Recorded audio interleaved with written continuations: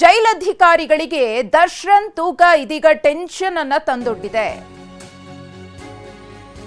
ಜೈಲಧಿಕಾರಿಗಳಿಗೆ ಸದ್ಯಕ್ಕೆ ಕಾಡ್ತಾ ಇರುವಂತಹ ಆತಂಕ, ಟೆನ್ಷನ್ ಏನಪ್ಪಾ ಅಂದ್ರೆ ದರ್ಶನ್ರ ತೂಕ 107 ಕೆಜಿ ಇದ್ದ ದರ್ಶನ್ ಈಗ 97 ಕೆಜಿಗೆ ಇಳಿಕೆಯಾಗಿದ್ದಾರೆ. ತಿಂಗಳೊಳಗೆ ಬರೋಬ್ಬರಿ 10 ಕೆಜಿ ತೂಕವನ್ನ ಕಳೆದುಕೊಂಡಿದ್ದಾರೆ ನಟ ದರ್ಶನ್. ಜೈಲಿಗೆ ಹೋಗುವಾಗ ಭರ್ತಿ 107 ಕೆಜಿ ಇದ್ರು ದರ್ಶನ್. ಅತಿ ವೇಗವಾಗಿ ತೂಕವನ್ನ ದರ್ಶನ್ ಕಳೆದುಕೊಂಡಿದ್ದಾರೆ. ತೂಕ ಇಳಿತಾ ಇರೋದು ಅಪಾಯಕಾರಿ. ಆರೋಗ್ಯದ ಮೇಲೆ ಇದು ವ್ಯತಿರಿಕ್ತ ಪರಿಣಾಮವನ್ನ ಬೀರಬಹುದು.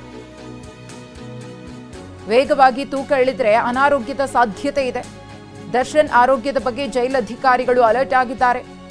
ನಟ ದರ್ಶನ್ ಇರುವ ಬ್ಯಾರಕ್ ಮೇಲೆ ಹೆಚ್ಚಿನ ನಿಗಾ ವಹಿಸಲಾಗಿದೆ. ನಿಯಮಿತವಾಗಿ ದರ್ಶನ್ ರವರ ಆರೋಗ್ಯವನ್ನ ಪರಿಶೀಲನೆ ಕೂಡ ಮಾಡ್ತಿದ್ದಾರೆ.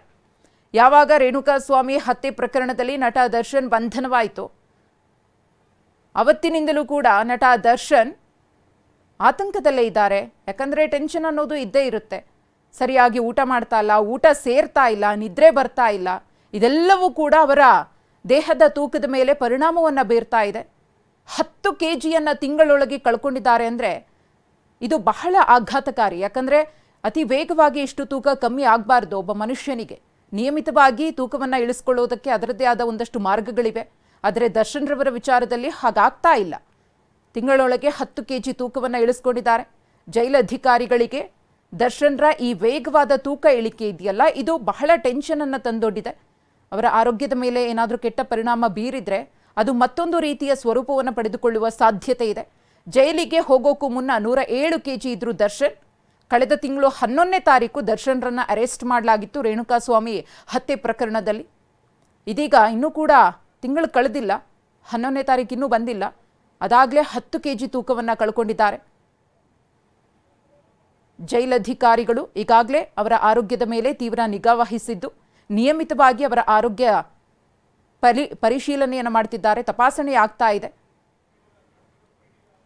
ಹೊರಗಡೆ ಇದ್ದಾಗ ಜಿಮ್ಮು ಅದು ಇದು ಮಾಡಿ ಒಳ್ಳೆ ಫುಡ್ಡನ್ನು ತೆಗೆದುಕೊಂಡು ಮೇಂಟೈನ್ ಮಾಡ್ತಾ ಇದ್ರು, ಎಷ್ಟೇ ತಿಂದರೂ ಕೂಡ ವರ್ಕೌಟ್ ಮಾಡಿಕೊಂಡು. ಆದರೆ ಜೈಲಿನಲ್ಲಿ ಅಂತಹ ವ್ಯವಸ್ಥೆ ಇಲ್ಲ.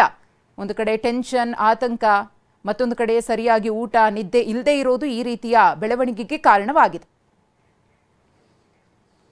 ಜೈಲು ಸೇರಿದ ಬಳಿಕ ತೂಕವನ್ನ ಕಳೆದುಕೊಂಡ ನಟ ದರ್ಶನ್.